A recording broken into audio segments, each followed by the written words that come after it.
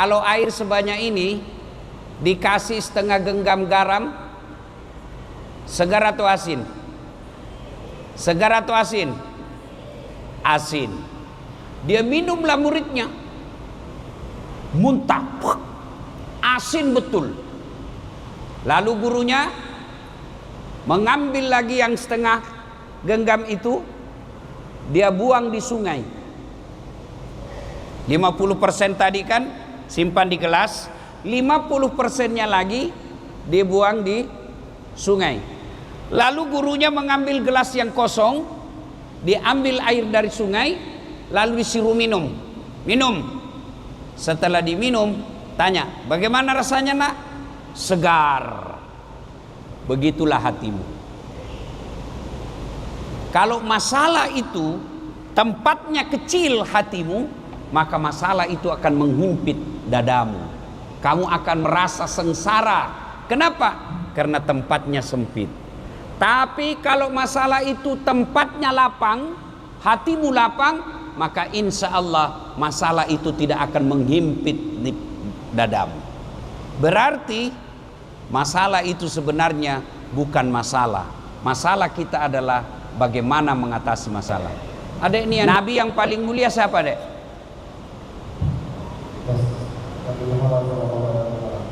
Kamu yakin Nabi ada dosanya? Tidak ada. Nabi yang paling pertama nanti masuk surga? Nabi Muhammad. Apakah Nabi pernah menyakiti orang? Apakah Nabi pernah bohong? Apakah Nabi pernah menyakiti tetangganya? Apakah Nabi pernah berkhianat? Itulah Nabi Muhammad SAW. Sekarang saya tanya, apa Nabi tidak ada masalahnya? Apa Nabi tidak ada masalahnya? Banyak masalahnya. Itu Nabi, Bu, banyak masalahnya. Apalagi kita yang tukang gosip. Ayo, mana ada manusia yang tidak ada masalahnya? Coba lihatin saya di depan sini. Ini ada yang tidak ada masalahnya di sini? Ini muka-muka penuh masalah semua saya lihat ini. Mana ada orang tidak ada masalahnya? Coba saya kasih lihat, adik-adik sekalian. Waktu kuliah apa masalahnya? Hah? Mau sarjana. Sudah sarjana selesai masalahmu? Muncul masalah baru. Apa? Mau kerja, pegawai negeri. Sudah pegawai negeri, sudah kerja, selesai masalahnya? Enggak, mau jadi kepala bagian. Sudah jadi kepala bagian, selesai masalahnya? Muncul masalah baru, mau jadi kepala dinas. Sudah jadi kepala dinas, makin besar masalahnya. Apa? Mau jadi sekda. Sudah jadi sekda, muncul lagi masalah baru. Apa? Mau jadi bupati. Sudah jadi bupati, selesai masalahnya? Mau 2 periode. Sudah 2 periode, selesai masalahnya? Ditangkap KPK. Iya toh? Tidak ada orang, tidak ada masalahnya. Coba lihat, ada orang sudah menikah, tidak punya rumah. Sudah 2 tahun menikah, belum punya rumah. 4 tahun menikah, belum punya rumah. Ada? Ada seperti itu? Ada. Ada orang belum menikah sudah punya rumah. Sudah menikah, malah 2 rumahnya. Apa masalahnya? Tidak ada anaknya. Ada yang begitu? Ada. Ada lagi sudah punya rumah, ada anaknya. Ada masalahnya? Ada. Apa masalahnya? Mertuanya ikut campur. Mertuanya baik, anaknya ada, rumahnya bagus. Apa masalahnya? Mau kawin lagi. Tidak ada orang tidak ada masalahnya, Pak. Coba lagi, saya kasih contoh adik-adik. Istri cantik. Hei, istri cantik. Kok kira bukan masalah? Masalah, apalagi kalau suaminya jelek. Kok kira bukan masalah istri cantik? Istri cantik digoda orang, masalah. Berarti bagus kalau jelek istri. Jelek istri dihina orang. Mau pergi pengantin, duluan aja dek, nanti ketemu di pesta. Sampai di pesta, mana kau bang? Nggak jadi dek, lagi menceret. Iya toh? Ada istri masalah, cantik masalah, jelek masalah. Berarti bagus kalau tidak ada istri. masalah juga. Berarti banyak kalau bagus kalau banyak istri, lebih masalah lagi. Mana ada orang tidak ada masalahnya? Ini yang lagi ceramah, oh banyak masalah saya ibu. Apa masalah saya? Setelah saya viral dek, banyak janda-janda curhat. Allah karim. Nyata, Ustadz, baru saja meninggal suamiku Ustadz. Adakah doa-doa penenang jiwa? Saya WhatsApp lah ini, kau baca. Baru bangun ibu baca ini, mau tidur baca ini, kalau lagi sengsara baca ini. Lama-lama dia bilang, Ustadz, alhamdulillah hatiku sudah tenang, jiwaku sudah bahagia. Maukah Ustadz menjadi imam dalam hidupku? Saya bilang, mohon maaf ibu, saya bukan imam, saya penceramah. Tidak ada orang tidak ada masalahnya Pak. Mana ada orang tidak ada masalahnya? Ada orang yang mengatakan, kenapa banyak betul masalah saya? Emang siapa kamu tidak mau ada masalahmu? Saya rajin sholat, kok ada masalah saya Ustadz? Siapa kamu tidak ada masalah? Nabi Muhammad manusia mulia, tidak pernah bohong, sudah dijamin pasti masuk surga. Penuh dengan masalah. Belum lahir sudah meninggal bapaknya. Belum lahir Nabi sudah meninggal bapaknya. Baru 4 hari diambil ibu susunya. 4 tahun kembali ke ibunya. Baru 2 tahun bersama ibu, usia 6 tahun meninggal lagi ibunya. Yatim piatu sudah usia 6 tahun. Itu Nabi. Apalagi kita. Semua kita punya masalah. Nah, kalau begitu, ini catat baik-baik. Ini perlu dengar baik-baik bu. Catat baik-baik. Adik-adik, di dunia ini hanya 2 masalah. Di dunia ini hanya 2 masalah. 1, masalah yang tidak bisa diselesaikan. 2, masalah yang bisa diselesaikan. Masalah yang tidak bisa diselesaikan tidak usah dipikir. Kenapa? Biar dipikir tidak selesai. Ya toh ibu? Nggih. Yang kedua, masalah yang bisa selesai tidak usah dipikir. Kenapa? Biar kau pikir selesai juga. Maka yang penting sebenarnya adalah bagaimana mengatasi masalah. Nah, mengatasi masalah, semua orang punya masalah. Iya toh? Karena kita sudah sepakat semua orang punya masalah, berarti masalah kita bukan masalah itu. Masalah kita adalah bagaimana mengatasi masalah. Alhamdulillah, Allah tidak mengatakan, Das'at, kalau ada masalahmu kau profesor dulu. Das'at, ada masalahmu kau jadi wali kota dulu. Tidak. Das'at, kau jadi masalah kau jadi anggota DPR dulu. Tidak. Allah cuma minta 2. Apa ibu? Ista'inu bis sabri was shalah. Sabar, perbaiki solatmu, saya yang selesaikan masalahmu. Itu janji Allah, bukan janji caleg. Wah, kalau caleg bu, andai saja kita bisa dijanji surga, surga pun dijanjinya. Ayo pilih saya, sama-sama kita alumni Universitas Muhammadiyah Yogyakarta. Ada masalahmu, telepon saya 24 jam. Begitu terpilih, dia ganti nomor HP-nya. Iya kan? Tapi kalau janji Allah, Allah janji kalau ada masalahmu, ista'inu bis sabri was shalah. Sabar, sholat. Kalau ada masalah sebenarnya, Nabi sudah bilang, semua perkara umatku ini baik. Ada musibah, kena masalah, ada persoalan dalam hidupnya, kalau dia sabar, pahala. Kalau dia senang, bersyukur, pahala. Kalau dia kaya, syukur, pahala. Dia miskin, sabar, pahala. Jadi apa? Semua jadi pahala. Yang jadi masalah, kaya, kufur, miskin, tidak sabar. Jadi 2 masalah ini, 2 kunci menghadapi masalah, sabar, sholat. Ibu punya, ini bapak-bapak, punya istri yang cerewet. Ada istri yang cerewet? Ada. Bagaimana cara menghadapinya? Sabar. Tidak usah diajak ngomong. Biar kau ajak ngomong tidak ada gunanya. Lebih baik diam. Saya kalau istri saya sudah mulai ada gejala-gejala mau marah, saya lebih baik ambil obat tidur. Selesai masalah. Karena biar kau jelaskan tidak masuk di akalnya. Kau jelaskan satu, muncul pertanyaan dua. Selesai dua, muncul pertanyaan tiga. Selesai semuanya, dia ungkit lagi 10 tahun yang lalu. Nah, inilah perempuan ahli sejarah. Maka sabar. Bagaimana ekspresi sabar? Kata Allah, allati isa asabatum musibah qalu inna lillahi wa inna ilaihi raji'un. Ibu-ibu, mau tahu ilmu sabar yang paling hebat? Ayub alaihissalam. Pernah baca kisahnya Ayub, Bu? Ayub alaihissalam itu kaya. Hebatnya dermawan.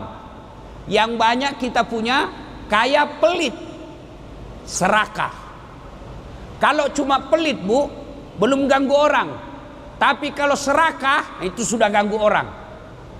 Kalau cuma pelit, tidak mau diambil duitnya. Kalau serakah, sudah tidak mau ambil, diambil barangnya orang. Itu serakah tuh. Tuh yang banyak pejabat Indonesia. Sudah punya triliunan, masih juga rampok uang negara. Itu serakah tuh. Hebatnya Ayub, kaya, dermawan. Setelah dermawan, rajin ibadah. Seluruh makhluk memuji, kecuali setan. Apa kata setan? Wah, dia rajin beribadah itu karena dia kaya. Coba kalau dia miskin. Allah berfirman, saya lebih tahu dari kau. Silakan kau uji.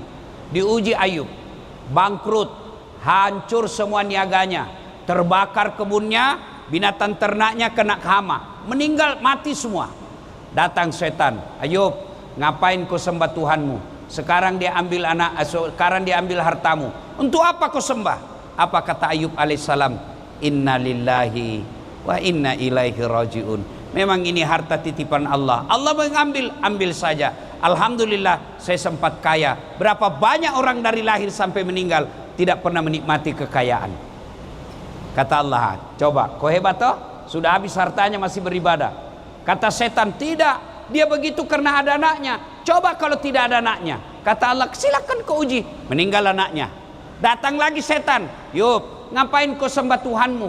Dia sudah ambil hartamu. Sekarang anakmu lagi diambil. Ngapain kau sembah Tuhanmu? Apa kata Ayub? Inna lillahi wa inna ilaihi raji'un. Anak memang titipan Allah. Allah mau ambil, silakan. Dia hanya titipan Allah. Alhamdulillah, saya sempat punya anak. Berapa banyak orang dari menikah sampai meninggal tidak punya anak. Kata mahasiswa saya juga Ustadz, sudah hampir sarjana tidak ada anakku. Bagaimana mau ada anak kau tidak menikah? Ada lebih parah lagi, Bu. Ada anaknya tidak pernah menikah. Ini lebih belem-belem lagi nih. Ya kan? Akhirnya apa? Setan lagi berkata, dia begitu karena dia sehat. Coba kalau dia sakit. Sakit lagi Ayub alaihissalam. Ketika sakit datang lagi setan. Ayub, ngapain kau sembah Tuhanmu? Hartamu sudah habis, anakmu sudah diambil, sekarang hartamu. Sekarang sakit kamu. Apa kata Ayub? Alhamdulillah, saya sudah sempat sehat. Berapa banyak orang sejak lahir sampai meninggal tidak pernah merasakan sehat. Sehat, saya sudah puluhan tahun. Saya sakit baru 18 tahun. Berapa lama Ayub sakit, Bu? Berapa Bu? 18 tahun. Istrinya berkata, Bang, abang kan Nabi, doa minta kepada Allah supaya diberi kesehatan. Apa kata Ayub? Saya malu berdoa kepada Allah. Sudah lama saya sehat. Saya baru 18 tahun. Saya malu minta kepada Allah. Kita baru influenza. Ayub alaihissalam, datang setan menggoda, tetap istiqamah. Terakhir istrinya pun tinggalkan Ayub alaihissalam. Kata istrinya, Bang, saya capek ngurus kau, Bang, apa boleh buat saya tinggalkan kamu? Kata Ayub alaihissalam, kalau bahasa Bugis, lemukna tu nyawamun di musalaika. Tega nian kau tinggalkan saya sayang. Waktu saya sehat, waktu saya kaya, kau dekati saya. Setelah saya sakit dan miskin begini, kau tinggalkan saya. Kira-kira kalau ada istri begini, Dek. Oi, cowok, kau tengok baik-baik itu perempuan. Jangan sampai kau dapat istri seperti ini. Ada uang abang disayang, tidak ada uang abang ditendang. Jangan ada sampai begitu. Ciri-ciri perempuan begitu, Dek, biasanya nongkrongnya di tempat-tempat mewah. Jangan coba-coba. Biasanya perempuan-perempuan begini, Dek, perhiasannya mewah-mewah. Jangan sampai kau akan jadi sapi perahnya mereka. Ya, hati-hati. Tapi saya tema lain nanti kita bahas soal kiat sukses memilih jodoh. Lain kali itu, karena di sini bukan tema itu saya dikasih. Adik-adik sekalian, akhirnya istri Ayub alaihissalam dia tinggalkan. Tapi apa kata Ayub alaihissalam? Ya, alhamdulillah saya sempat punya istri. Dia tidak tega, dia tidak sabar, silakan pergi. Setelah itu Allah memujinya, malaikat memujinya. Lalu Allah perintahkan Jibril, kau turun temui kekasihku Ayub alaihissalam, hentakkan kakinya di tanah. Dia hentakkan kakinya di tanah, dengan izin Allah keluar air seperti sejarahnya air Zam-Zam. Lalu begitu muncrat air, Allah perintahkan Ayub, buka bajumu, tutup. Setelah basah bajunya, Ayub alaihissalam diperintahkan usap seluruh yang terkena penyakit. Dengan izin Allah sembuh, dan dengan izin Allah pula berniaga, lalu kaya lagi. Setelah kaya, datang lagi istrinya. Inilah sifat perempuan. Tapi tidak ada di sini kan? Tidak ada di sini. Apa kata perempuan? Bang, maafkan saya bang. Kata Ayub alaihissalam, iya saya maafkan kau. Tapi masih ingatkan waktu kau mau pergi, saya bilang apa? Kalau kau pergi dan tinggalkan saya, kau datang, saya cambuk kau 100 kali. Akhirnya Ayub alaihissalam harus tunaikan janji itu. Ayub alaihissalam cambuk istrinya 100 kali. Caranya apa? Dia kumpul lidi 100. Tahu adik-adik lidi? Tahu lidi? Dia ambil lidi, dia jadikan 100. Lalu dia pukul istrinya. Di mana dipukul? Mukanya, bukan. Mana pukul? Perutnya, tidak. Di mana? Ayub alaihissalam berkata, sayangku, angkat kakimu. Dia pukul telapak kakinya. Ini kau sudah tinggalkan saya. Boleh. Boleh seperti itu. Jangan tak. Tidak boleh ya. Ya. Nah, sudah. Itulah sikap sabarnya Ayub. Nah, Ustadz, sabar itu berat. Iya memang berat. Kenapa? Karena hadiahnya innallaha ma'as-sabirin. Allah bersama orang-orang yang sabar. Bayangkan, Allah bersama orang sabar. Sampean aja ketemu Das Atlatif sudah mau selfie. Padahal siapalah saya ini? Kau tengok saya ini jelek, pesek, hitam, ceper. Saya paling tidak senang kalau ketemu orang, ternyata aslinya kecil. Bilang ternyata aslinya gagah. Apa hebatnya? Sudah mau selfie. Saya terima kartu lebaran Pak Prabowo kemarin lebaran. Saya kasih lihat sama semua teman saya. Ucapan selamat hari raya dari presiden. Itu padahal Prabowo, presiden ada masa pensiunnya. Kepada Allah. Allah yang titip salam. Siapa? Orang-orang yang sabar. Innallaha ma'as-sabirin. Bagaimana ekspresi sabar itu? Satu, ucapkan innalillahi wa inna ilaihi rajiun. Istri cerewet, tatap matanya, dengarkan dia ngomel. Kalau sudah dek, sudah. Balik kanan sambil jalan, innalillahi. Jangan pula kau tatap mukanya baru kau bilang innalillahi wa tambah ngamuk dia. Iya kan? Nah, dua, ekspresi sabar itu tahan marah. Tahan marah. Bapak-bapak kalau ada di sini sudah berkeluarga, istrimu marah, tahan marahmu. Bagaimana caranya? Kalau mau pakai ilmu saya menyanyi. Kalau istri saya sudah mulai marah, saya peluk dari belakang. Bila kamu di sisiku. Masih marah, ku tambah erat pelukanku, baru ku bilang insaplah. Wah, masih ngomel. Kalau saya sudah mulai ngomong, rasanya mau marah juga, saya ambil makanan, saya kunyah supaya saya tidak ngomel. Nah ibu-ibu coba amalkan ini bu. Kalau ibu sudah rasa mau ngomel, ambil kuaci. Coba berhenti cuma. Ini marah, harus ada ilmunya untuk menghadapinya. Marah. Jadi kalau ada masalah, sabar. Yang kedua, sholat. Ustadz, saya sudah sholat, kenapa hidupku susah? Betul kau sholat tapi tidak ikhlas. Hayalah sholat, asar lagi. Nah, berarti tidak ikhlas. Saya sholat Ustadz, betul kau sholat tapi main-main. Mulai takbir, Bismillahirrahmanirrahim. Iya. Kau ketawa karena kau bayangkan diri sendiri kan? Sholat kayak ditiup angin. Jadi ibu, kau ketawa karena membayangkan diri sendiri kan? Iya. Sholatnya bukan ingat Allah tapi cari duit, bukan cari Allah tapi cari duit. Allahu Akbar. Tadi ada duit saya ambil di ATM 200.000. Mana ini 100? Saya beli pulsa 100.000. Mana ini 100? Rabbana lakal hamd. Masih dicari tuh. Allahu Akbar. Sampai rakaat kedua masih dia cari. Begitu assalamualaikum, oh di bawah sadel. Semenjak kau sholat kau cari duit. Apalagi kalau kau takbir kau lupa kunci mobilmu, kunci motormu kau lupa di parkiran. Percaya pasti kau sudah tidak sholat. Yang kau ingat kunci. Allah. Iya, wajar banyak masalah. Kenapa? Sholatmu tidak ikhlas, sholatmu main-main.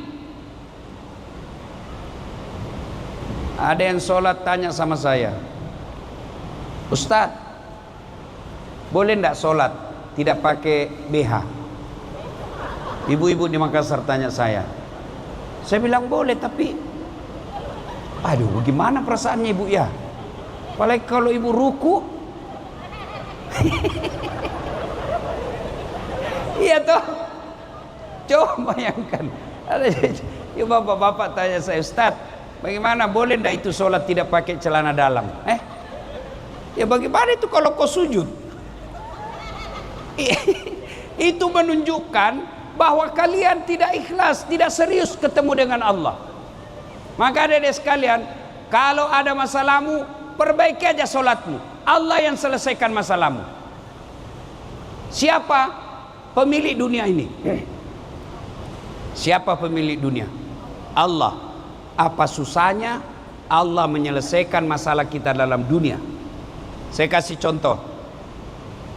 Adik-adik, Dek, bisa enggak manusia hidup dalam perut ikan? Bisa enggak? Menurut ilmu akal tidak mungkin. Ya toh? Kalau saya ikan yang masuk dalam perutku. Tapi kalau Allah yang mau, bisa. Siapa? Nabi Yunus. Ya. Bu, bisa enggak perempuan tidak pernah disentuh laki-laki hamil? Bisa enggak? Menurut ilmu kedokteran tidak mungkin. Tapi kalau Allah yang mau, bisa. Siapa? Siti Maryam. Cuma sekarang banyak perempuan mau saingan Siti Maryam. Iya kan? Bu-ibu, adik-adik, bisa enggak manusia dibakar dalam api yang sangat besar hidup? Bisa enggak? Tidak mungkin. Tapi kalau Allah yang mau, bisa. Siapa? Nabi Ibrahim. Satu hari satu malam aja tidak bangun pusing. Iya toh? Tapi kalau Allah mau, bukan satu hari dek, bukan satu bulan. Berapa? 309 tahun. Siapa? Ashabul Kahfi. Itu semua tidak masuk akal. Kalau kalian tidak percaya, berhenti kau jadi Islam. Ada dalam Quran. Tidak masuk akal. Kalau Allah yang mau, tidak ada yang tidak masuk akal. Bagaimana masalah saya bisa selesai? Allah yang selesaikan. Bagaimana utang saya bisa selesai? Allah punya cara. Maka yang Allah minta, dekati saya. Cara dekati Allah, sholat. Saya kasih lagi contoh. Adik-adik, halo. Saya misal aja ini, misal contoh aja. Saya akrab dengan Sri Sultan Hamengkubuwono. Ya? Sultan, saya lagi di Jogja. Mau keliling-keliling cari orang Sulawesi, tapi tidak ada mobilku.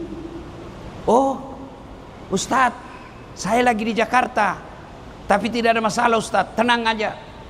Beliau telepon ajudannya. Ajudan, siap. Itu ada Ustadz Dasad di bandara.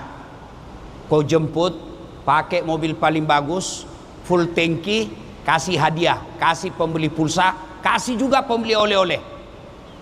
Contoh, cuma contoh ini, ya kan? 1 jam kemudian datang ajudan beliau, kasih saya oleh-oleh, bensin, mobil, lengkap dengan sopir. Selesai masalah saya soal mobil. Kenapa? Saya akrab dan kenal sama yang punya mobil. Ya, selesai. Sebaliknya, ada orang dari Sulawesi Selatan, tidak pernah kenal, tidak pernah ketemu dengan Sultan, tidak pernah dilihat namanya, tidak pernah dengar namanya, datang mendarat, Assalamualaikum, boleh pinjam mobil Pak Sultan? Siapa ditelepon? Siapa? Kapolda, polisi. Tangkap dia, tukang tipu. Tidak pernah kenal, tidak pernah tahu, pinjam mobil, pasti tukang tipu. Begitu juga dalam hidup. Tidak pernah sholat, adik-adik sekalian.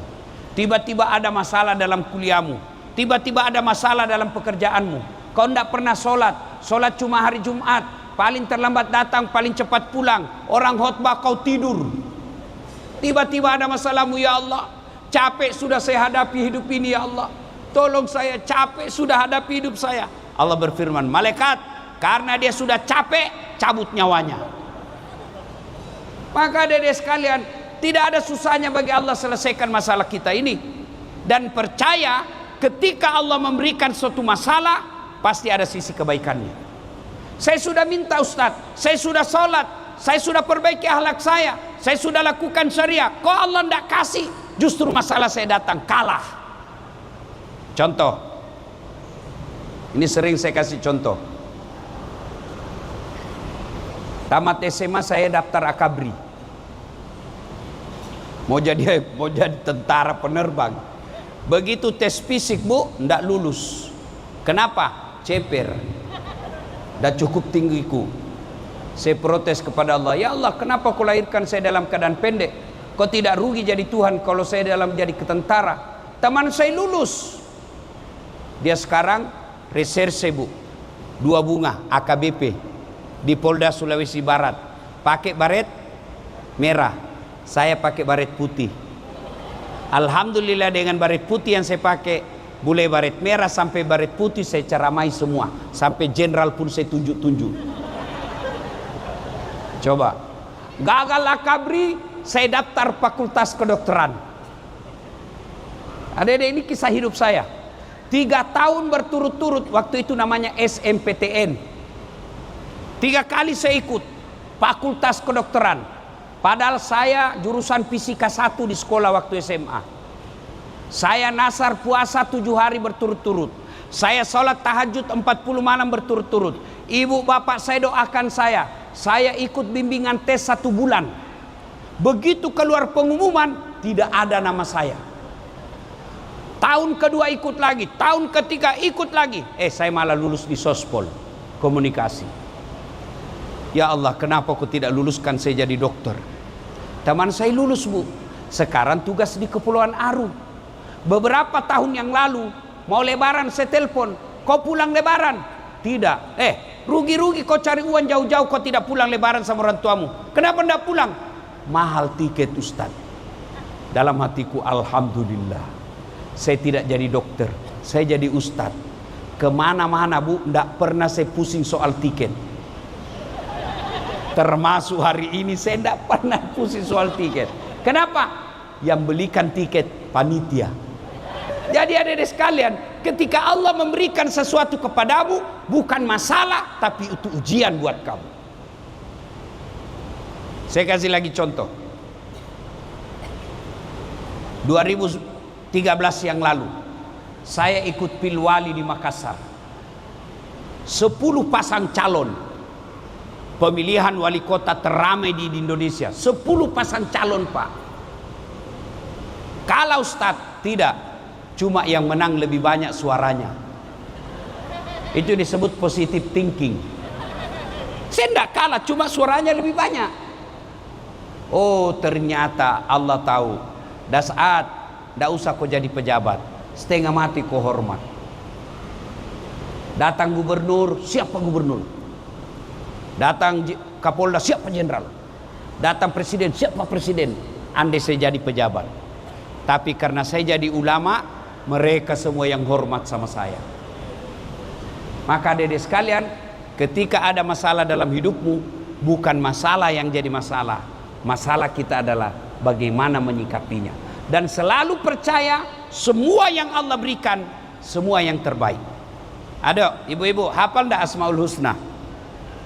Hafal? Coba adik-adik. Asmaul Husna semua baik, tidak ada nama Tuhan yang jelek. Ya Allah, Ya Rahman, Ya Rahim, Ya Salam, Subhanallah wa bihamdihi, Subhanallahil azim. Coba buka-buka Asmaul Husna. Maha pengasih, Maha penyayang, Maha pengampun, Maha kaya, Maha pemberi. Tidak ada nama Tuhan Maha menyengsarakan, Maha bikin bangkrut, Maha mempermalukan. Tidak ada itu. Lalu kenapa ketika ada masalah kita tidak datang kepada Allah? Yang banyak diantara kita ada masalah, kita datang sama manusia. Coba kalau ada masalah, adik-adik, ada yang bingung soal jodoh di sini, tidak usah kau cari biro jodoh.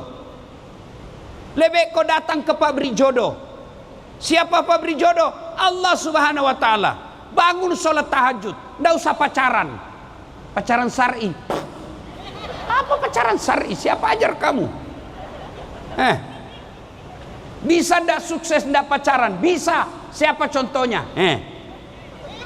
Saya Bu, adik-adik, istri saya itu yang selalu saya panggil Mama Nyece, ndak pernah saya lihat fotonya, ndak pernah saya lihat videonya, ndak pernah saya lihat, ndak pernah saya lihat langsung. Nanti setelah saya lihat setelah akad nikah. Pacaran siapa? Dengar ini adik-adik perempuan, jangan kau percaya mulut laki-laki yang lagi jatuh cinta, biar dia ustadz. Apalagi kalau dia bilang ini dek masih proses pernikahan, proses perceraian ini, jangan kau percaya. Kalau dia bilang gunung kan kudaki, lautan ku seberangi, pret, hujan aja kau sudah lari. Ya, lebih baik kau minta kepada Allah. Siapa kamu mau, tatap wajahnya. Kau lihat itu dek, cewek-cewek sini, kau tatap wajahnya, kau sebut dia dalam solatmu, salawati, bayangkan wajahnya. Ya Nabi salam alaihi, ya Rasul salam. Bayangkan itu jodohmu. Tapi jangan kau salawati istrinya orang. Allah yang gerakkan hatinya. Sudah itu kau minta, ya Allah kalau memang dia cocok bagiku, satukan hatiku dan hatinya, dan berikan kemampuan bagiku mendapatkannya. Kalau dia tidak cocok bagiku, jauhkan hatiku dan hatinya, dan berikan bagiku untuk melupakannya. Tidak usah kau jadikan status. Dia minta. Alhamdulillah anak-anak kita sekarang, apalagi anak-anak selebgram, tiktoker, rajin berdoa ketika ada masalahnya. Tapi berdoanya bukan di atas sajadah. Di mana berdoa? Status. Ya Allah mudahkan urusanku. Sibuknya itu Tuhan mau baca statusmu. Kau berdoa kepada Allah. Nah, ud'uni astajib lakum. minta kau kepadaku, pasti saya kabulkan. Itu janji Allah. Maka begitu ada masalahmu, dek, minta kepada Allah. Tingkatkan kesabaran, perbaiki solatmu, serta itu minta kepada Allah. Lepas itu baik sangka. Nah biasanya saya mau tanya, adik-adik, berapa rukun iman? Berapa? 5 atau 6? 6. Tapi itu teori. Prakteknya kita biasa rukun iman cuma 5,5. Maksudnya apa Ustaz? Dia hanya percaya sampai kepada qada. Yang nasib baiknya saja dia mau percaya, yang buruknya dia tidak mau terima. Iya toh? Kalau dia berdosa, dia minta diampuni. Tapi kalau mau berdoa, mau dikasih besok. Dia berdoa hari ini. Adik-adik, Nabi Zakaria ada masalahnya. Apa? Mau minta anak. Kapan dia minta? Sejak usia 21 tahun. Kapan Allah kasih? 90 tahun. Berapa jaraknya itu? Berapa jaraknya, Bu? 69 tahun. Nabi Zakaria, Bu, minta anak 69 tahun baru dikasih. Nabi Adam minta dipertemukan ketika diusir dari sorga, minta dipertemukan. Adam di Irak, Hawa di India. Bayangkan, waktu itu di dunia hanya 2 penduduknya, Irak, India, Adam, Hawa. Mereka saling mencari 2 orang ini. Berdoa, ya Allah pertemukan kami, pertemukan dengan istriku, kata Nabi Adam. Ya Allah pertemukan dengan suamiku, kata Siti Hawa. Kapan Allah kabulkan? 200 tahun di padang Arafah, Jabal Nur, Jabal Rahmah. Itu Nabi. Kita berdoa hari ini mau dikasih besok, padahal tukang tipu. Maka ketika ada masalah, sabar, sholat, doa. Dan hebatnya kita orang Islam, begitu Allah tidak kabulkan doamu, percaya apa yang kamu minta itu tidak baik. Nah, sebagai penutup, suatu kali Nabi selesai sholat subuh, Assalamualaikum warahmatullahi wabarakatuh. Assalamualaikum warahmatullahi wabarakatuh. Lalu Nabi bertanya kepada sahabat, saudara-saudara sekalian, ada ndak yang mimpi tadi malam? Tidak ya Rasul. Nabi lalu bersabda, semalam saya bermimpi Allah membawa saya jalan-jalan masuk ke dalam surga. Dan di dalam surga Allah memperlihatkan saya ada manusia yang diberikan hadiah. Ini hadiahmu. Lalu manusia ini berkata, ya Allah, ibadah yang kulakukan, kebaikan yang kulakukan tidak sebanyak yang kau berikan. Supaya gampang dipahami, saya kasih angka supaya gampang. Pahalanya cuma 5, Allah kasih 5.000. Ya Allah banyak betul, tidak sebanyak ini pahala saya. Lalu Allah sampaikan, wahai hambaku, ketahuilah itulah doa-doamu waktu di dunia yang saya tidak kabulkan. Karena saya tahu kau tidak mampu memikulnya, maka baru aku kasih kau sekarang. Itu berarti bahwa ketika ada masalah, berdoa pasti Allah kabulkan. Kalau tidak dikabulkan di dunia, Allah kasih di akhirat. Adik-adik, Allah kabulkan doa itu ada 4 caranya. 1, Allah kabulkan doa kita seperti apa yang kita mau. Ya Allah, mudah-mudahan tahun ini saya lulus. Allah kasih taufik namanya. Ya Allah, mudah-mudahan setelah lulus saya dapat kerja. Allah kasih taufik namanya. Yang kedua, Allah kabulkan tapi dalam bentuk yang lain. Ya Allah, berikan saya A. Allah tahu, tidak usah A, saya kasih kau B. Ya Allah, berikan saya kekayaan. Allah tahu, tidak usah kaya. Kalau kau kaya sombong. Kalau kau kaya kau tidak datang jamaah. Lebih baik saya kasih kau kesehatan. Dengan sehatmu kau makin kuat puasa Senin Kamis. Ibu-ibu, ada anak usia 13 tahun minta dibelikan motor. Ibu belikan enggak? Ibu belikan? Kenapa ibu tidak belikan? Apa karena ibu tidak sayang? Justru sayangnya. Tapi apa kata ibunya? Nak, saya tidak belikan kamu motor, saya belikan kau laptop. Ya, dikabulkan tapi dalam bentuk yang lain. Yang ketiga, dikabulkan tapi ditunda. Tahu Bapak Prabowo? Tahu Ibu? Sejak 2014 ikut Pilpres kan? Minta dijadikan presiden. Kapan Allah kabulkan? 2024. Ayo.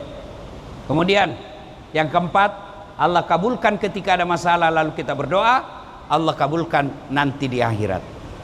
Bapak Ibu saudara-saudara sekalian, pada akhirnya tidak ada manusia yang tidak ada masalahnya. Rasulullah sebagai manusia mulia pun banyak masalahnya. Tapi ketika ada masalah, ista'inu bis sabri was shalah. Sabar, perbaiki solat, saya yang selesaikan masalahmu. Yang ketiga, ud'uni astajib lakum. Minta kau kepadaku, pasti saya kabulkan. Minta tidak mesti dalam bahasa Arab. Ini yang saya perlu jelaskan lagi. Adik-adik, doa tidak menghafal. Doa bukan menghafal. Doa curhat. Daripada ibu bahasa Arab tidak tahu artinya, nanti bingung malaikat. Setengah mati lah dia. Amin. Amin ya Allah. Kata malaikat, apa maksudnya ini cewek? Dia minta jodoh, taunya doa yang dia baca doa minta hujan. Itu kan? Tidak usah, tidak mesti bahasa Arab. Bahkan adik-adik, Nabi ajar boleh berdoa begini. Ya Allah, Engkau sudah tahu apa yang ku mau, kabulkan. Boleh. Boleh doa begitu. Misalnya, adik-adik sekalian, ya Allah, Kau sudah tahu apa yang ku mau, berikanlah ya Allah. Selesai. Saya ini kan digelari Pak, ustadznya polisi, dibilangi ustadz plat merah. Satu-satunya ustadz yang digelari gaspol di polisi, Dasat Latif Pak. Kenapa? Karena saya mau mengajak para polisi masuk surga. Ini kan saya baca di medsos. Brimob rencananya mau dimasukkan ke kementerian ini. Lalu lintas dimasukkan ke Kementerian Perhubungan. Tidak diberikan lagi penyidikan. Kalau ini terjadi, wassalam. Dari Jakarta ke Bandung. Yang pegang setir apa? Tangan. Gas rem, kaki. Yang melihat rambu lalu lintas, mata. Yang berpikir sepanjang jalan, otak. Tapi begitu ada tikungan, apa tertulis? Hati-hati. Tidak ada tertulis otak-otak. Padahal kan otak yang berpikir. Iya toh? Tapi apa? Hati-hati. Di kantor sini.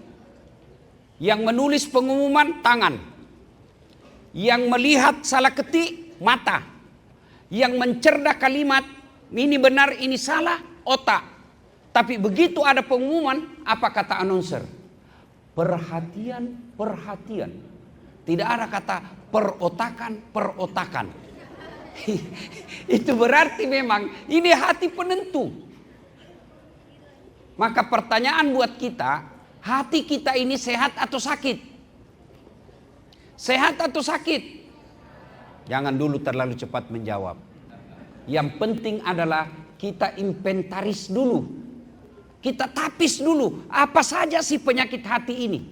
Penyakit hati sudah kita tahu. 1, 2, 3. Oh, saya kena nomor 3. Oh, saya nomor 1. Oh, ini kurang. Ini cuma 5, saya 9. Nah, pada kesempatan ini kita kumpul untuk mendengarkan penyakit-penyakit hati dengan harapan setelah kita tahu, kita obati kalau terkena, dan kita bersyukur kalau tidak, dan kita istiqomah. Nah, penyakit hati itu banyak sekali. Yang pertama, yang paling banyak nih, saya lihat dari saudara-saudara, adik-adik polisi. Apa itu? Sangka buruk. Sakwa sangka. Kenapa saya tidak dapat ini? Saya ini mestinya sama angkatan, kenapa dia lebih cepat? Kenapa tidak? Sangka baik bos. Allah Maha tahu, jangan sangka buruk. Orang yang sangka buruk itu tidak akan pernah merasakan ketenangan hati. Saya selalu kasih contoh kan. Dulu saya sangka buruk. Waktu saya daftar Akpol, bukan Akpol waktu itu, Akabri. Kan tidak lulus saya. Karena ceper. Jangan ketawa Pak, saya serius ini.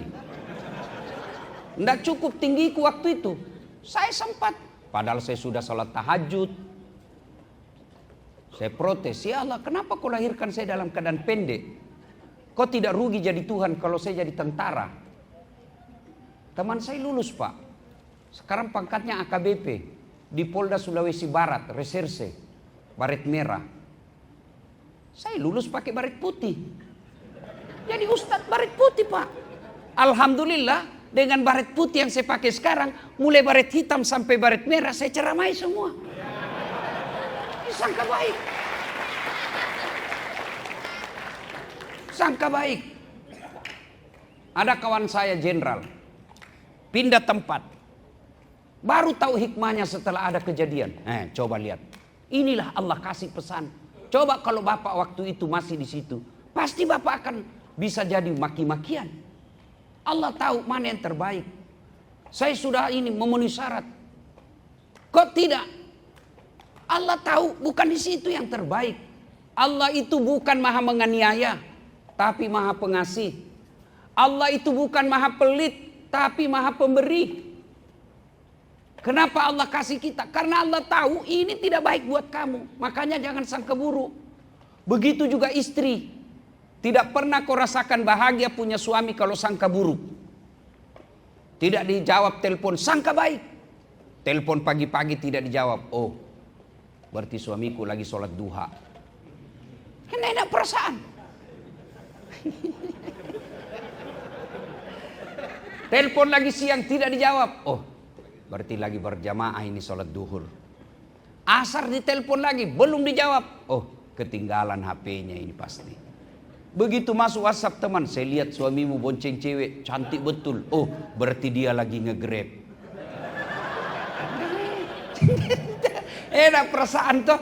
Kalau sangka buruk, Allah tidak pernah bahagia. Ada orang suami istri Pak, sudah 5 tahun tidak punya anak. Begitu tahun ke-6, dia ke dokter. Periksa sama dokter, kata dokter, alhamdulillah ibu sudah terlambat 2 bulan. Senang dia telepon suaminya, bang, alhamdulillah saya sudah terlambat 2 bulan. Kata suaminya, alhamdulillah, tapi dek jangan cerita ya, malu lagi nanti kalau tidak jadi. Baik bang, rahasia berdua bang, oke. Beberapa hari kemudian datang petugas PLN. Assalamualaikum. Waalaikumsalam, kata istrinya. Siapa ya? PLN. Kenapa pak? Ibu terlambat 2 bulan. Kenapa bisa dia tahu saya terlambat 2 bulan ini? Langsung dia sangka buruk kepada suaminya. Ini pasti ini lagi si gendut ini kurang ngajar ini. Sudah dikasih tahu jangan cerita, malah dia yang cerita. Datang suaminya, assalamualaikum sayang. Apa sayang? Kau pembohong. Apalagi maksudmu? Kenapa itu PLN tahu? Nah, ini kan rahasia berdua. Bukan saya. Bohong. Suaminya marah bu. Dia pergi ke PLN. Ada apa kau tahu istri saya terlambat 2 bulan? Apa urusanmu? Dia bilang ada catatannya pak. Ini terlambat 2 bulan. Ada apa kau catat-catat? Hapus itu. Boleh pak dihapus, tapi bapak bayar dulu. Kalau saya tidak mau bayar, ya terpaksa punyanya bapak diputus. Kalau punya aku diputus, apa dia pakai istriku di rumah? Ya terpaksa pakai lilin pak. Ini sangka buruk. Makanya jangan pernah sangka buruk. Adik-adikku polisi sekalian, jangan kau sangka buruk. Allah pasti kasih yang terbaik. Kenapa sudah saatnya saya Kapolres? Belum tahu. Allah tahu bahwa nanti kalau kau Kapolres saat ini, pasti kau jadi masalah. Kenapa saya belum jenderal? Teman saya sudah pada jenderal. Allah tahu Bapak belum mampu pikul itu bintang. Sangka baik. Tidak ada orang yang bahagia kalau dia sangka buruk. Pekerjaan ini sangka baik.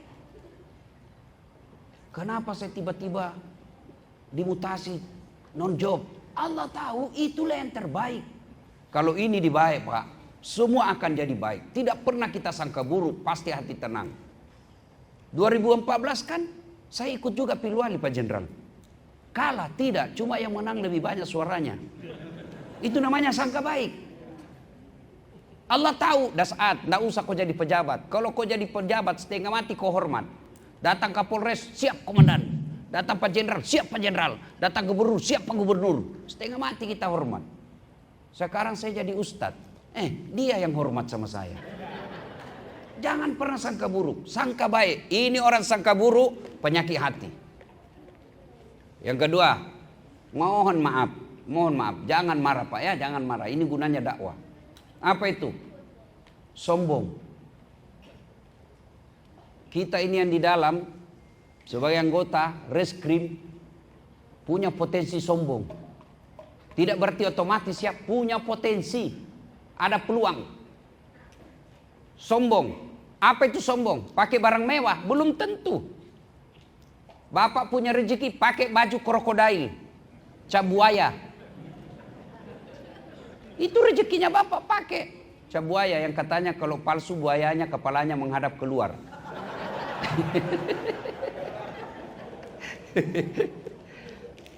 Apa sombong? Tidak. Bapak sebagai direktur, kasubdit, jenderal, ada rezeki orang kasih. Itu rezeki, pakai Pak. Itu rezeki namanya. Apa sombong? Tidak. Kapan sombong? Kata sombong itu hanya dua. Ketika Nabi bilang sombong itu dua sifatnya. Satu, nganggap remeh orang lain. Apa kamu tahu? Kau kan junior saya. Saya lebih senior. Iya Bapak memang senior tapi otaknya Pentium 1. Ini junior tapi otaknya Pentium 5. Cepat loading Pak. Dinasehatin tidak mau. Oh itu sombong. Menolak kebenaran, nganggap remeh orang lain. Bapak pakai harga 2 juta. Boleh Pak rezeki. Kapan sombong? Krokodil 2 juta ini. Kamu tidak bisa beli dek yang begini. Sombong. Yang kedua, dinasehatin sama anak buah. Pak, komandan, mohon izin komandan. Menurut pengalaman kami di lapangan, ini yang cocok. Tahu apa kamu? Sombong. Menolak kebenaran. Sombong tidak dicintai oleh Allah. Ada 10 temannya setan, kata Nabi. Salah satu diantaranya ganiyun mutakabbir, orang kaya yang sombong. Kaya apa saja sombong, temannya setan. Kaya pangkat, pejabat, sombong, temannya setan. Kaya harta, hartawan, sombong, temannya setan. Tapi kalau kaya, punya pangkat, sombong, masih wajar. Orang bilang, ya wajarlah, kaya, pejabat, banyak anak buahnya, wajar dia sombong. Tapi temannya setan. Tapi yang lebih parah, sudah miskin, tidak ada jabatannya, tidak terkenal, sombong lagi. Bukan lagi kau temannya setan, kau sudah jadi setan. Jadi sombong, jangan sombong Pak. Ya, berapa banyak terbukti di angkatan kita, mohon maaf Pak ya, seangkatan misalnya kita, sama-sama angkatan, dia lebih cepat dapat jabatan. Akhirnya dia remehkan seangkatannya. Esok berputar dunia. Tiba-tiba dia dapat jabatan. Pada saat itu pasti Anda rasakan bagaimana akibat dari kesombongan itu. Apa yang kita mau sombongkan? Ini bapak-bapak yang di depan kita bintang. Ingat filosofi alam. Semakin terang matahari itu berarti sudah siap gelap. Semakin gelap malam itu berarti sudah siap pagi.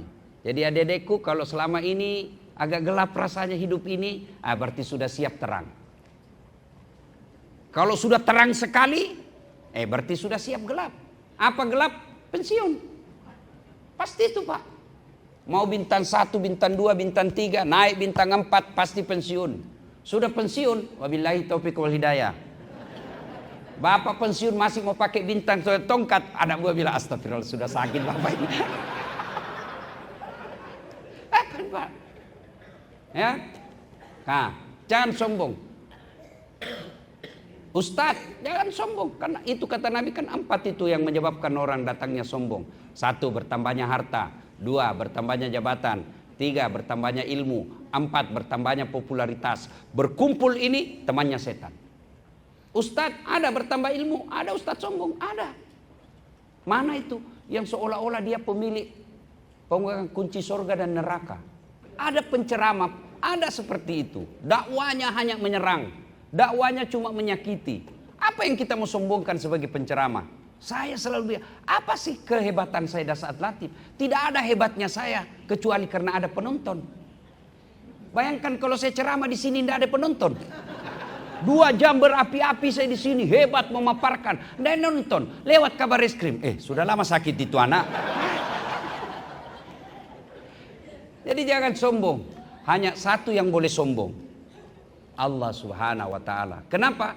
Malah salah satu nama Allah itu namanya Asmaul Husna, Al-Mutakabbir, yang maha sombong. Kenapa? Karena hanya Allah yang tak terbatas. Kalau kita semua terbatas, Pak.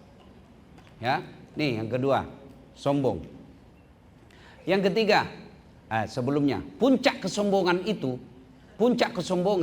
melalaikan sholat. Saya kasih contoh, bapak-bapak, ibu-ibu, apa anggota tubuh kita yang paling terhormat? Apa, Pak? Kepala.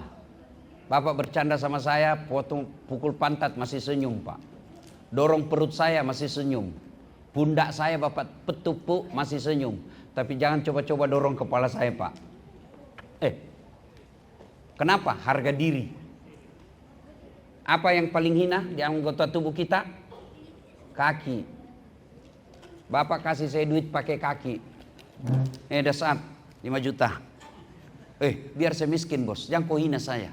Kenapa? Kehinaan ada pada kaki.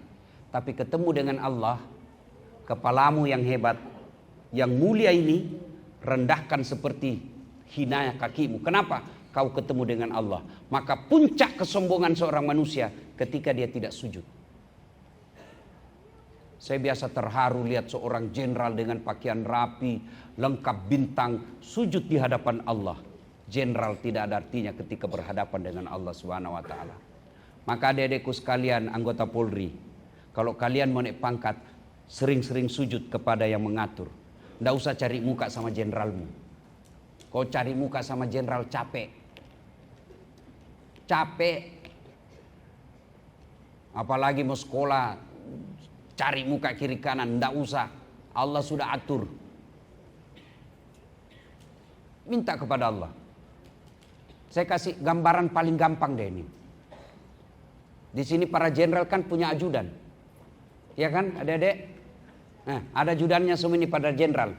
Begitu jenderal panggil ajudan, itu ajudan biar lagi duduk makan kacang, lompat dia, Pak. Siap komandan. Kalau perlu dia telan itu lagu bulat-bulat itu. Padahal ini para jenderal ada pensiunnya, ada mutasinya, takutnya anggotanya samanya.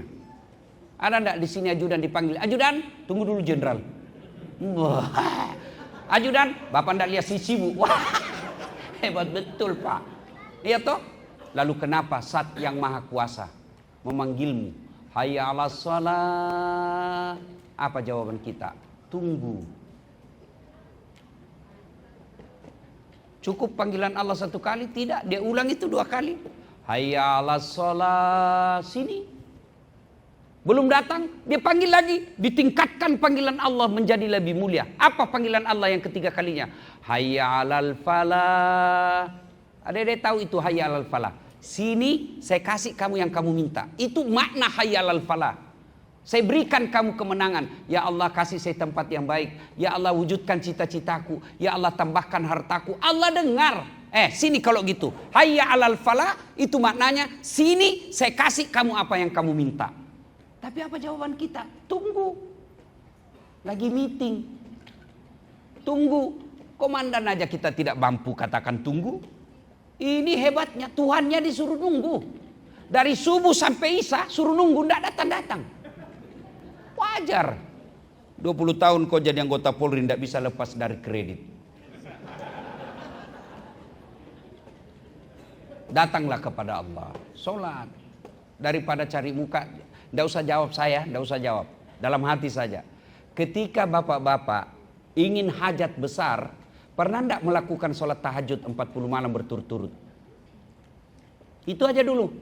Ketika mau sekolah, mau naik pangkat, mau dapat jabatan yang kita anggap baik, pernah tidak sholat tahajud 40 malam berturut-turut? Tidak usah 40 deh, 10 malam aja dulu. Pernah tidak? Kita minta. Allah katakan sini, ud'uni astajib lakum. Itu kata Allah. Mari sini berdoa sama saya kasih kamu apa yang kamu mau. Itu janji Allah dalam Quran. Ud'uni astajib lakum. Minta sama saya kasih kamu. Dan Allah kalau kasih pasti yang terbaik. Ini soal minta, doa. Selesai sholat subuh, Nabi balik. Assalamualaikum warahmatullahi wabarakatuh. Assalamualaikum warahmatullahi wabarakatuh. Nabi balik kepada seluruh sahabat. Saudara-saudara sekalian, ada enggak tadi malam yang bermimpi? Tidak ya Rasul. Kata Nabi, saya mimpi semalam. Saya dibawa masuk ke dalam surga. Dalam surga saya diperlihatkan ada hamba Allah dikasih hadiah oleh Allah. Ini hadiah ya fulan. Lalu orang ini berkata, ya Allah banyak sekali ini kau berikan kepadaku. Supaya gampang dimengerti saya kasih ilustrasi, gambaran. Pahalanya cuma 5, Allah kasih 50. Pahala saya cuma 5, kok 50 ya Allah? Banyak sekali ini. Apa jawaban Allah? Wahai hambaku, ketahuilah itulah doa-doamu yang tidak saya kasih ke waktu di dunia. Karena saya tahu apa yang kamu minta tidak baik. Dari kisah ini sesungguhnya kita bisa pahami bahwa doa itu pasti semua dikabulkan. Cuma cara mengabulkannya caranya 4. Allah mengabulkan doa itu 4 cara. 1, minta Allah kasih, namanya taufik. Ya Allah, mudah-mudahan tahun ini saya jadi Kapolda. Seperti Dirti Pitum kan? Jadi Kapolda di Sulsel. Taufik namanya itu. Kesesuaian apa yang kita mau dengan apa yang Allah mau. Itu namanya taufik. Yang kedua, Allah kasih tapi ditunda. Contoh, Nabi Zakaria minta anak usianya 21 tahun. Ya Allah berikan saya keturunan. 21 tahun umurnya. Kapan Allah kasih? 90 tahun. Berapa jaraknya itu? Dari 21 ke 90. 69 tahun. Nabi Adam ketika diusir dari sorga, satu di India, satu di Irak.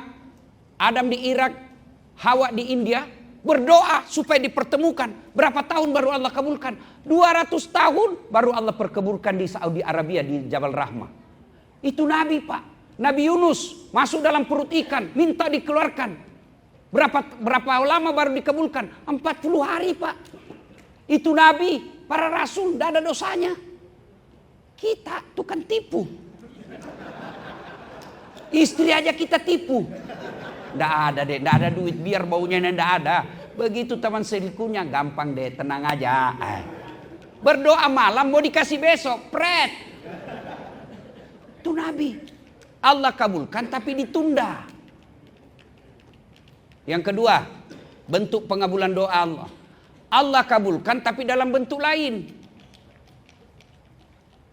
Saya minta waktu itu akabri. Allah kabulkan jadi ustadz saja. Allah kabulkan tapi dalam bentuk lain. Contoh sederhana. Bapak-bapak anak punya anak 11 tahun. Minta dibelikan motor besar. Dibelikan tidak? Tidak. Apa karena tidak sayang? Justru karena sayangnya tidak dikasih. Kenapa? Bahaya kalau. Nah, saya tidak belikan kau motor. Nah, saya belikan kau laptop. Allah kasih dalam bentuk yang lain dan lebih bermanfaat. Yang keempat, Allah kabulkan tapi nanti di akhirat. Maknanya semua doa pasti Allah kabulkan. Nah, Bapak, saudara-saudara sekalian, kesombongan puncaknya adalah melalaikan sholat. Nah, berikutnya penyakit hati yang berikutnya adalah hubbi aklil haram, suka memakan barang haram. Itu penyakit hati yang biasa kita tidak sadari. Apalagi masuk setan, bisi, sudah, kau punya hak itu, sudah kan kau bantu. Sudah betul itu setan Pak. Dan lihat orang-orang yang suka memakan makanan haram, susah dinasehati, istrinya Pak kasar. Jadi kalau ada istri di rumah susah dinasehati, dan dia lebih pengawasannya kala-kala propos, baru datang kita HP aja bukannya tanya apa mau makan sayang, mana HPmu. Salah satu indikasi terlalu sering istri kita dikasih makan uang haram. Coba lihat orang-orang Pak yang bagus, pangkat jabatannya tinggi, tapi menghalalkan segala cara, kadangkala anaknya bikin malu. Percayalah Pak, tidak mungkin Allah haramkan sesuatu kalau memang itu ada faedah. Ada nikmat yang dimiliki seorang polisi yang kami tidak miliki. Apa itu? Nikmat baju coklat. Saya itu selalu marah kalau di medsos kalau ada orang bilang parcok. Saya ini kan digelari Pak, ustadznya polisi. Di medsos itu kan saya selalu dibilang kalau membela polisi, sudah dapat tuh ustadz. Dibilangi ustadz plat merah. Ustadz polisi. Kenapa? Padahal saya coba bandingkan di YouTube Pak. Satu-satunya ustadz yang digelari gaspol di polisi, Dasat Latif Pak. Coba lihat Pak. Kenapa? Karena saya mau mengajak para polisi masuk surga. Kalau saya mau ajak masuk surga. Kenapa Ustaz? Karena saya bisa ceramah dengan tenang karena diamankan oleh polisi. Mana bisa kita ceramah kalau Kantipmas sudah tidak aman? Dan saya bisa ceramah lancar perjalanan karena polisi lalu lintas. Macet jalan Pak, saya baca Yasin, tidak gerak-gerak mobilku. Saya tambah ayat kursi, makin macet. Tapi begitu datang polisi lalu lintas, lancar Pak. Maka sebaik-baik kita jadikan nikmat baju coklat. Apa maksudnya Ustaz? Saya Pak, bapak-bapak polisi, boleh pakai peci begini, boleh Pak. Bapak pakai gamis begini, boleh. Pakai sarung begini, boleh Pak. Malah orang senang, kombes itu. Tapi penampilannya kayak mubalik, mantap. Tapi coba kalau saya pakai bajunya Bapak. Ditangkap saya Pak, polisi gadungan. Itulah nikmatnya jadi polisi. Nikmat yang kami tidak bisa. Dalam jabatan Pak. Ini tidak apa-apa saya sampaikan. Supaya koreksi buat kita. Dalam jabatan sipil tidak boleh masuk di Mabes Pak. Tidak ada Pak, doktor di bidang pemerintahan jadi Kapolres. Tidak mungkin. Tapi polisi berapa banyak masuk di bidang-bidang sipil. Dirjen, irjen. Itu semua nikmat dari Allah. Tapi kalau kita tidak syukuri, maka muncullah ini opini, ayo reformasi Polri. Kalau reformasi Polri Pak, wabillahi taufiq wal hidayah. Ini kan saya baca di medsos. Brimob rencananya mau dimasukkan ke kementerian ini. Lalu lintas dimasukkan ke Kementerian Perhubungan. Tidak diberikan lagi penyidikan.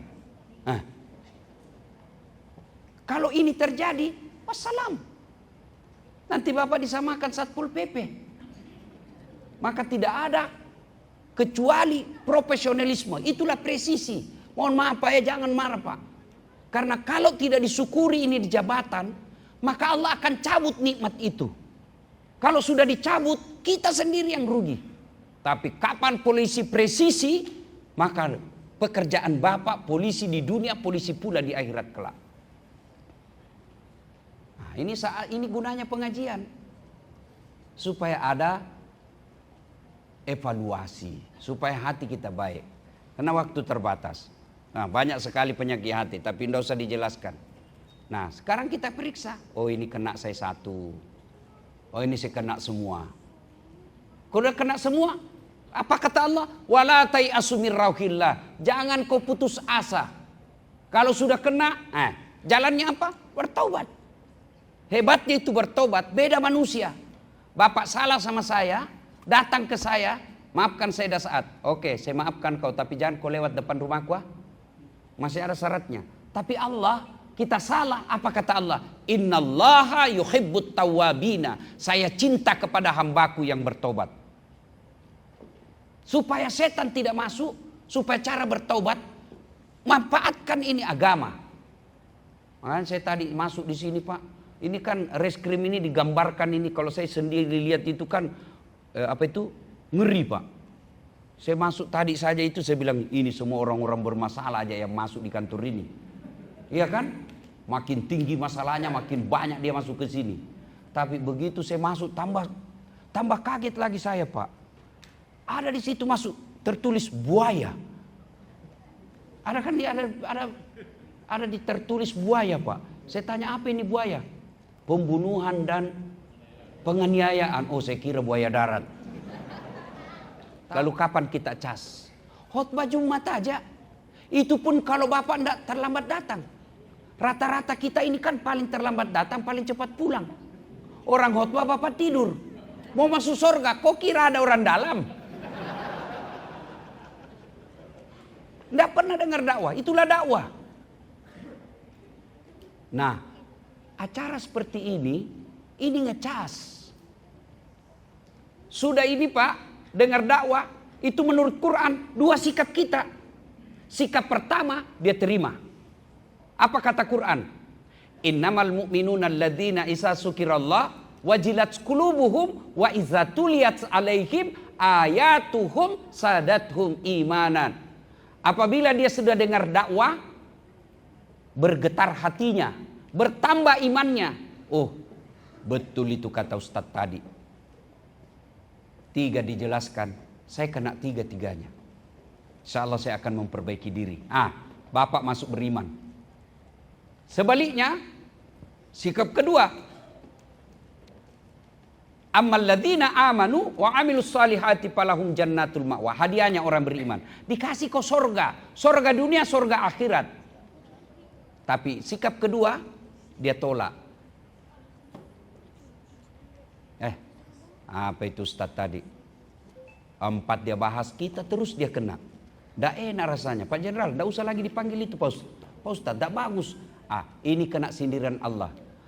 Kau sampaikan ayat Allah atau tidak, la yasta'un. Mereka tidak akan beriman. Bahkan mereka, kata Allah, lebih hina dari binatang. Adik-adik tahu kambing? Tahu kambing? Kambing Pak, kakak saya jual beli kambing di kampung. Itu kambing kalau dia nakal, dia suruh jual, bawa ke pasar, jual. Sampai di pasar tidak ada yang beli. Apa kata kakak saya, bawa pulang. Potong, kita makan sama-sama. Itu kambing. Nakal, jual. Tidak ada yang beli, potong. Kalau ada anggota di sini nakal, siapa yang mau beli Pak? Siapa yang mau makan? Itulah mana manusia lebih hina dari binatang. Maka kita tidak mau seperti itu. Maka kita hadir di pengajian seperti ini agar kita tidak menjadi lebih hina dari binatang. Pada akhirnya kita bersyukur kepada Allah Subhanahu wa taala. Cara bersyukurnya dengan pekerjaan ini, bekerja dengan baik, dan bekerja dengan baik itu ditentukan oleh hati. Kalau hatinya baik, insya Allah kerjanya dengan baik. Bapak, saudara-saudara sekalian, inilah pengajian kita pada taklim kita kali ini. Terima kasih atas undangannya. Mohon maaf jika ada kata dan kalimat yang tidak berkenan. Saya juga atas nama masyarakat Sulawesi Selatan, tadi dibilang Pak Kabar Reskrim, Ustadz datang menjemput Kapolda. Insya Allah, selamat datang di Sulawesi Selatan, yang orang bilang negeri para petarung. Orang Sulawesi Selatan itu Pak tidak berbasa-basi dengan mulut. Makanya dalam budaya Sabang sampai Merauke, Bugis Makassar tidak punya budaya pantun. Pulau Sumatera, Pulau Kalimantan ada pantun. Misalnya dia mau melamar anaknya, orang, aku melihat ada bunga di taman. Bunga itu sudah siap untuk dipanen. Itu maknanya ada anak gadis yang mau dilamar. Kalau orang Sulawesi tidak, Pak Jenderal. Dia bilang, sudah besar anakmu ya? Kasih menikah dengan anakku. Cocok ini. Itu orang Bugis begitu dia Pak. Mungkin ini juga, coba kalau Pak Jenderal besok sampai ke Sulawesi. Di Sulawesi itu coba lihat rumah makannya Pak. Tidak ada itu yang di belakang. Rumah makannya pasti di depan dapurnya. Semua dapur di depan Pak. Coto, konro, sop saudara, palu bara, palu mara, palu kaloa. Semua di depan. Itu artinya apa? Apa yang dihidangkan tidak pakai sembunyi-sembunyi. Bapak boleh lihat. Dalam senjata rahasia, senjata Bugis namanya badi. Orang Makassar bilang badi, orang Bugis bilang pat tepi. Di sini dia simpan Pak. Kalau mungkin yang lain di belakang. Orang Bugis sini Pak. Kalau dia bilang saya suka, dia suka. Biar dia bersahabat 10 tahun. Kalau sahabatnya tiba-tiba jelek langsung dia bilang, jangan kau begitu, berkelahi kita itu. Dia di sini. Ada orang bilang di Medan sumbu pendek. Kalau di Sulawesi Selatan tidak pakai sumbu. Ya, saya ini sebagai pemberitahuan awal kan. Tapi jangan Bapak cemas Pak. Tapi begitu Bapak datang dan baik, orang lebih baik lagi. Sportif itu orang Sulawesi. Tanya teman-teman yang pernah tugas di Sulawesi Selatan. Kalau orang Sulawesi bilang, di mana rumahnya Dasat? Sana. Orang biasa bilang kasar. Tidak, itu sportif Pak. Ini penunjuk namanya. Kalau orang Sulawesi suruh masuk makan. Masuk makan. Tabe. Terbuka semua Pak. Tidak ada ditutup. Tapi kalau dia tidak sunnah Pak, dia ngomong. Tapi romantisnya laki-laki Bugis bukan di mulut. Tapi romantisnya dari perlakuan. Tidak ada itu orang Bugis, suaminya dulu haji baru istrinya. Tidak. Pasti istrinya dulu. Tidak ada orang Bugis, suaminya pakai emas, istrinya tidak. Tidak. Istrinya dulu, romantis. Romantisnya tidak ada kata sayang-sayang. Tidak. Saya sendiri yang selalu menganjurkan, ayo romantis kepada istri. Saya tidak romantis Pak. Tidak bisa saya, kayaknya keluh milik saya kalau bilang sayangku. Aduh, geli sekali saya rasa Pak. Insyaallah saya sebagai pendakwa di Sulawesi Selatan siap untuk bekerja sama membantu Pak Jenderal. Filosofi orang Bugis, pipos, padaidi, padaelo, sipatuo, sipatokong, mali, siparape, malilu, sipakainga, cek deta, megai bagi-bagi. Itu artinya begini, padaidi, padaelo, sama-sama kita Pak. Sama kita. Pada elok sama rasa. Bapak tidak senang dibohongi, saya juga begitu. Bapak tidak senang ditipu, saya juga begitu. Ya, sama rasa namanya. Sipatuo, ayo kita saling menghidupi. Sipatokong, ayo kita saling mendukung. Mega, cek deta, sedikit, ya masing-masing sedikit. Kalau banyak, kita bagi banyak-banyak. Nah itu, kalau itu dipegang insya Allah. Pada prinsipnya semua sama. Di mana-mana saya ketemu orang Bugis Pak. Saya pergi ke Singapura, ada Bugis Street. Saya pergi ke Malaysia, Sabah Sarawak. Pak Jenderal kan pernah tugas di Tarakan, situ banyak orang Bugis. Begitu saya masuk penjara, banyak juga orang Bugis Pak. Demikian, mudah-mudahan ada manfaat. Sebelum kita akhiri, mari kita berdoa. Kita awali dengan mengirimkan suratul Fatihah kepada Rasulullah Muhammad SAW. Khasiat dan keutamannya kita ikhlaskan untuk melingkupi kantor kita ini, gedung ini, agar Allah menjaga orang-orang yang ada di dalamnya. Ila hadratin Nabi Mustafa Muhammad sallallahu alaihi wasallam, summa hususil sahibul bait. Al-Fatihah. Bismillahirrahmanirrahim. Izinkan saya menyampaikan beberapa petua-petua agama, bukan dari nasihat Dasat Latif, tapi nasihat agama.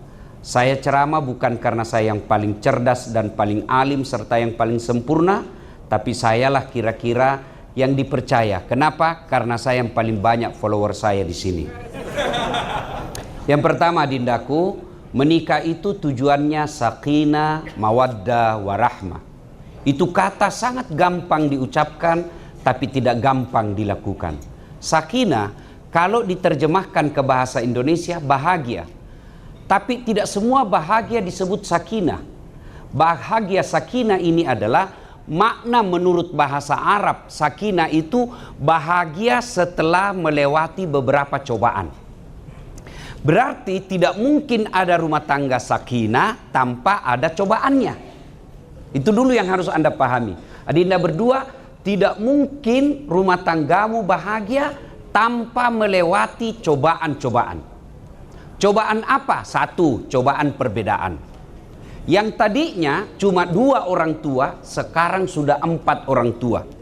Yang tadinya orang tuanya Aurel sangat paham sama Aurel, tapi jangan harap orang tuanya Tedo paham seperti pahamnya ibu bapakmu. Maka terjadi perbedaan. Maka ketika perbedaan ini terjadi, pasti akan mengguncang rumah tangga.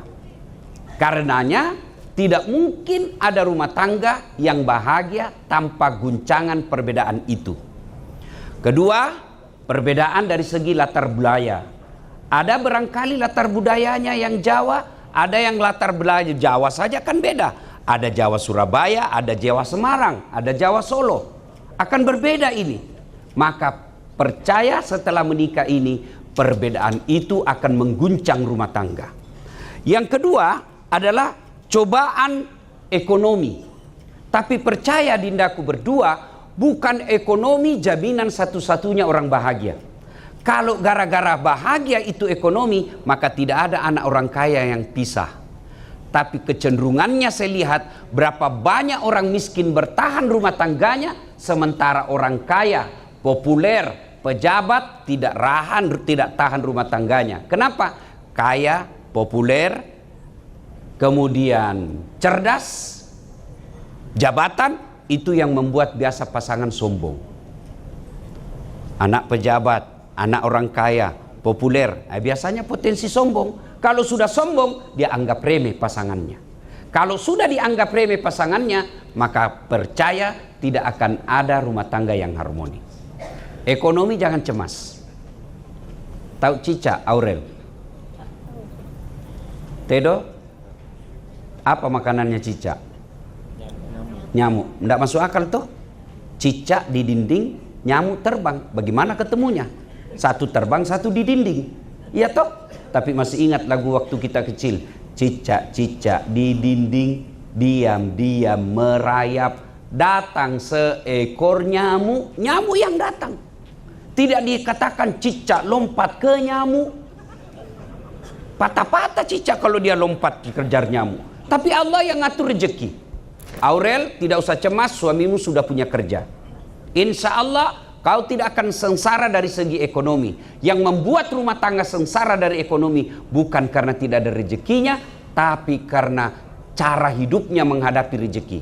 Contoh, baru-baru ada yang ngutang sama saya. Ustadz, mau ngutang. Kenapa? Istriku melahirkan. Terus untuk susu, kaleng, dan apalagi untuk popok. Saya bilang kamu ngutang karena kamu mau pakai popok sama susu. Susu kaleng, coba pakai gaya hidup ibu-ibu dulu. Melahirkan beberapa kali tidak pakai popok. Apa dia pakai? Ibu-ibu masih ingat? Ibu Desi pasti ingat ini. Apa dipakai dulu? Kain. Dibawa kain plastik. Kalau ibu yang cerdas 3 kali, yang ibu rajin 4 kali ganti kainnya itu satu malam. Ibu yang malas dia biarkan anaknya sampai berenang pagi-pagi. Iya kan?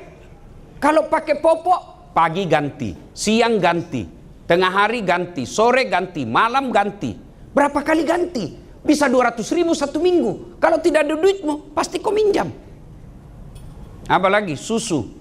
Al-Quran mengatakan deh Aurel nanti jangan pakai susu kaleng. Pakai susu ASI. Itu Quran memerintahkan menyusui anakmu 2 tahun. Disebut angkanya oleh Allah. 2 tahun. Kenapa? ASI itu satu praktis. Tidak perlu beli sedotan. Compeng, apa orang Makassar bilang compeng. Tidak perlu lagi pakai kaleng-kalengnya. Itu kan lihat ibu-ibu sekarang. Dot, apa sih itu namanya itu yang di situ bu? Dotnya itu berapa? Beli 5. Belum lagi botol-botolnya. Belum lagi tempat bawanya. Belum lagi tempat susunya. Itu sudah berapa ratus ribu. Tapi coba kalau pakai ASI. Praktis. Tinggal keluarin. Sak. Selesai. Tidak perlu beli kaleng. Ada lebih, kasih bapaknya sedikit. Iya kan? Nah, ekonomi tidak mungkin Allah membiarkan rumah tangga kelaparan. Tapi hamba itulah yang tidak tahu menyikapi ekonominya. Aurel, adindaku yang cantik, kalau suamimu gajinya cuma 8 juta, supaya kamu bahagia rumah tangga, gaya hidupmu 6 juta. Insya Allah masih ada 2 juta safety-nya. Tapi kalau gaji suamimu 9 juta, gaya hidupmu 15 juta, pasti kau tidak akan pernah bahagia dalam rumah tangga. Ya? Yang ketiga, perbedaan apa cobaan itu? Cobaan dalam kesetiaan. Kenapa perempuan sekarang ini pencemburu? Karena laki-laki yang tidak setia. Perempuan itu dia sanggup menunggu suaminya bertahun-tahun tidak dikasih nafkah. Tapi dia tidak bisa menahan cemburu meskipun 1 detik. Maka selesai menikah, Tedo, jaga perasaan istrimu. Ini saya dari tadi lihat bapaknya si Aurel selalu pegang tisu. Inilah yang disebut air mata keharuan. Coba lihat ibunya. Coba lihat itu istrimu dek, cantik betul. Coba lihat giginya lengkap. Telinganya original. Masya Allah. Coba kau lihat siapa yang ngurus? Ibu bapaknya.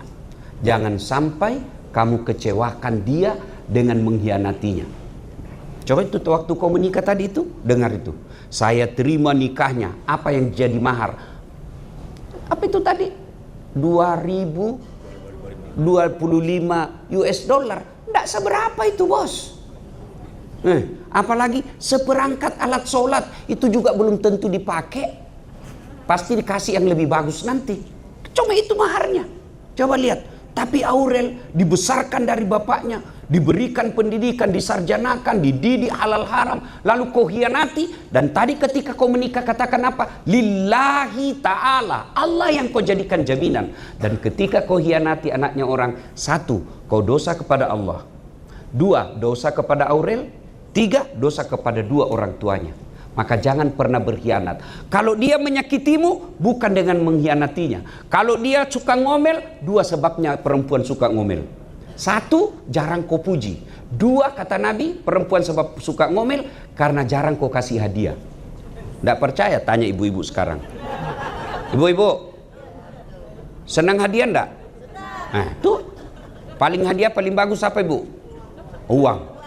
Biar suami tidak pulang yang penting ada uang. Nah, coba dengar.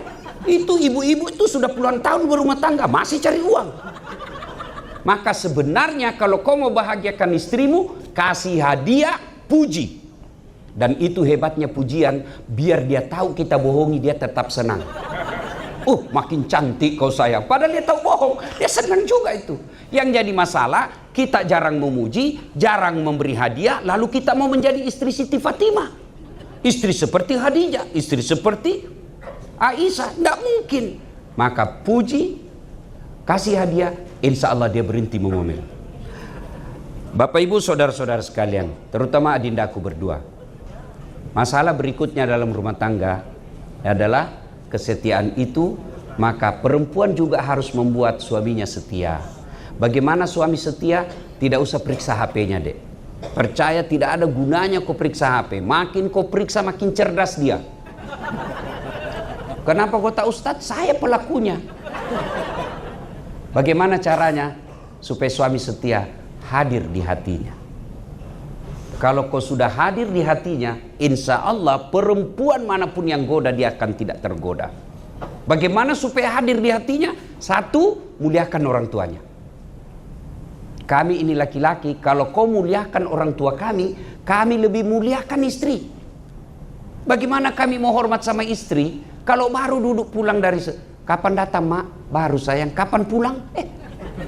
Jangan sampai seperti itu. Kalau perlu kamu yang minta supaya datang. Kalau laki-laki sudah lihat ibu bapaknya dimuliakan, maka kau akan dapat cintanya 100 karat. Bukan lagi 25 karat. Ya? Nah, ibu bapak, saudara-saudara sekalian, ketika menghadapi masalah ini, resep ini pegang baik-baik. Adinda, Tedo, dan Aurel. Dua kata Allah. Ista'inu bisobri wassalah. Sabar, perbaiki solat. Apa itu sabar, Ustadz? Ada masalah kau ucapkan kata Allah, inna lillahi wa inna ilaihi rajiun. Tapi jangan di depannya, dek. Kalau istrimu ngomel, Tedo, jangan kau bilang inna lillahi. Tambah ngomel dia. Gimana caranya? Biarkan aja dia ngomel, dengar aja. Perempuan itu kalau ngomel, jangan kau bantah. Nggak usah kau kasih penjelasan. Makin kau kasih penjelasan, makin muncul masalah baru.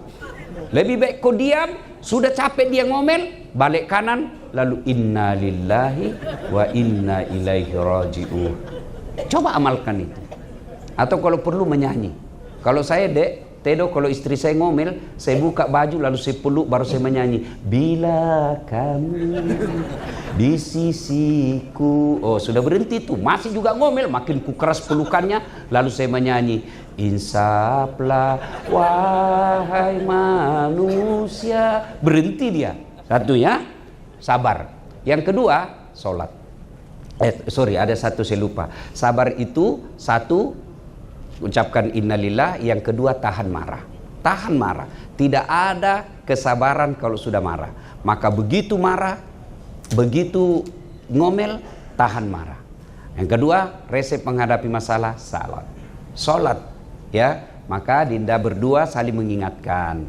Aurel suami pergi tugas sebagai polisi, telepon, bang, saya bangga sudah menjadi istrimu. Tapi jangan kecewakan saya dan orang tua saya. Sudah waktunya sholat bang, ini sudah hampir asar. Begitu juga Tedo, ketika pergi kerja telepon istri, dek saya malu sama bapak kalau dia tahu kau tidak sholat. Ayo sholat. Kalau sholat kau pelihara dalam rumah tanggamu, Tuhan apa yang sengsarakan rumah tangga yang baik sholatnya. Puncak dari semua pengkhianatan pada Allah adalah melalaikan sholat. Mohon maaf sekali-kali, mohon maaf, di tempat acara seperti inilah banyak perempuan tidak sholat gara-gara make up. Apalagi yang pakai jilbab sakaratil maut. Waduh. Ya, jangan sampai acara orang tidak berkah gara-gara banyak tamu yang tidak sholat. Ibu bapak yang saya muliakan, pada akhirnya kalau kamu berumah tangga lillahi ta'ala, maka kenanglah selalu kisahnya As'ad Al-Ansari. Dia datang kepada Rasulullah, jabat tangan bersama Rasulullah. Lalu Rasulullah merasakan betapa kasar tangannya As'ad Al-Ansari ini. Lalu Nabi bertanya, kenapa kasar begini tanganmu? Kata As'ad Al-Ansari, ya Rasulullah, saya buruh. Kerja saya mengambil batu di gunung yang besar-besar, aku pecah-pecah, lalu aku jual. Maka tanganku kasar. Lalu Nabi mencium tangan beliau itu. Satu-satunya sahabat yang pernah dicium tangannya oleh Rasulullah, dialah As'ad Al-Ansari. Dia cium tangannya, lalu Nabi bersabda, tanganmu inilah yang mencari nafkah yang kasar karena kau mencari harta yang halal. Tanganmu inilah yang menghindarimu dari api neraka.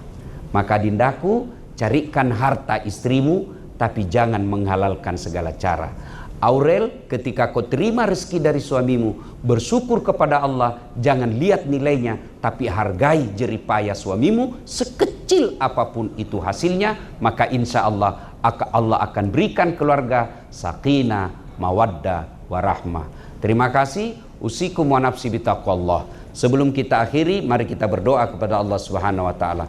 A'udzu billahi minasyaitonir rajim. Bismillahirrahmanirrahim. Allahumma shalli ala sayidina Muhammad wa ala ali sayidina Muhammad. Allahumma ghfir lil mu'minina wal mu'minat wal muslimina wal muslimat al ahya'i minhum wal amwat. Innaka sami'un qaribun mujibud da'wat wa kadiyal hajat. Allahumma ghfir lana, Allahumma ghfir lana, Allahumma ghfir lana wali walidaina warhamhuma kama rabbayana saghira. Ya Allah, saat yang beri hidayah, berikanlah hidayah kepada kami semua ya Allah, terkhusus kepada mempelai pengantin baru ya Allah. Tunjukkanlah yang hak adalah hak dan berikan kesanggupan melaksanakannya. Tunjukkan yang batil adalah batil dan berikan kesanggupan menghindari dan memeranginya. Ya Allah, Zat yang maha membalas, balaslah segala kebaikan tamu-tamu kami ya Allah. Balaslah segala kebaikan orang-orang yang telah mewakafkan waktu, harta dan ilmunya untuk acara ini. Angkat harkat dan martabatnya, wujudkan cita-citanya, bahagiakan keluarganya, dan jika kelak menghadap kepadamu, hadapkan dalam iman. Rabbana atina fid dunya hasanah wa fil akhirati hasanah wa qina adzabannar.